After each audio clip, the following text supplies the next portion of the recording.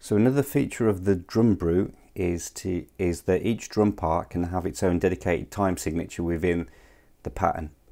So at the moment the drum machine is set to 1/16 time signature, which is pretty much standard for a lot of drum machines and sequencers. So we're going to keep it at that, so it's nice and simple.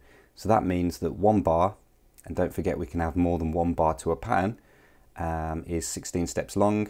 And I know that this pattern at the moment has only got one bar, represented by the 16 here. So let's have a little play with polyrhythms. So we want to put the Drumbrute into polyrhythm mode, hold down shift, press 16 for polyrhythm, and that's set. So if we're in step mode, so if we go to our kick, we want to just make sure that our last step, so hold down last step, which it is anyway, and press 16, we're going to have our kick drum time signature cover the whole of these 16 steps. So let's just put something simple in, a nice 4 to the floor kick drum, which, as we all know, sounds exactly like that. If we go to the snare, let's set the last step on the snare to 10, and then let's just put a bit of a bouncy snare in there. So this time if we play the pattern, you'll notice that the kick drum is still 4 to the floor, but our snare ends at 10 and loops back to the beginning. So when the pattern's playing, the snare will constantly loop over those 10 steps within the bar and just keep going. So let's just add another instrument just to get the hang of it.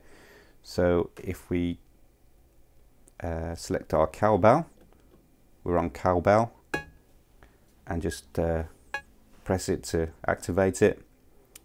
We're going to have our last step as, let's go for number 6. Let's just experiment.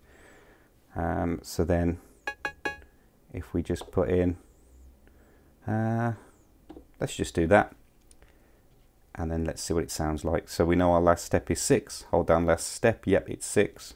Let's see what it sounds like.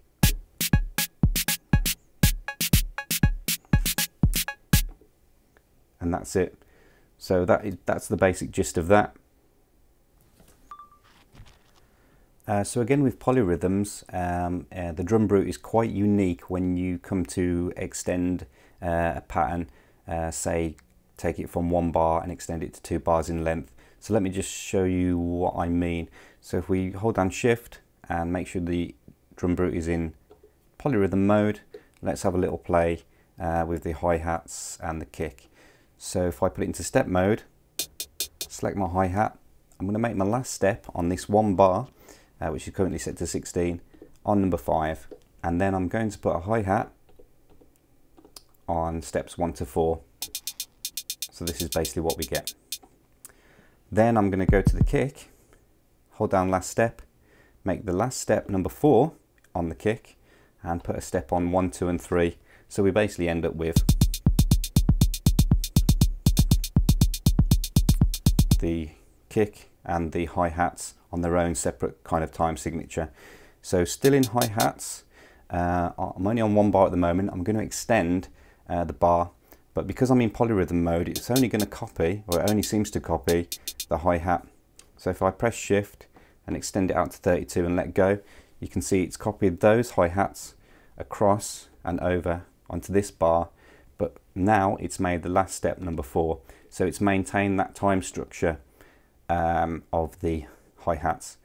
So if I play the kick,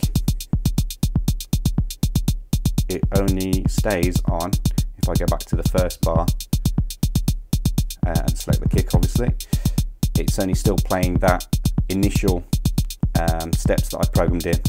So let's just stop that and say I wanted to copy the kick now.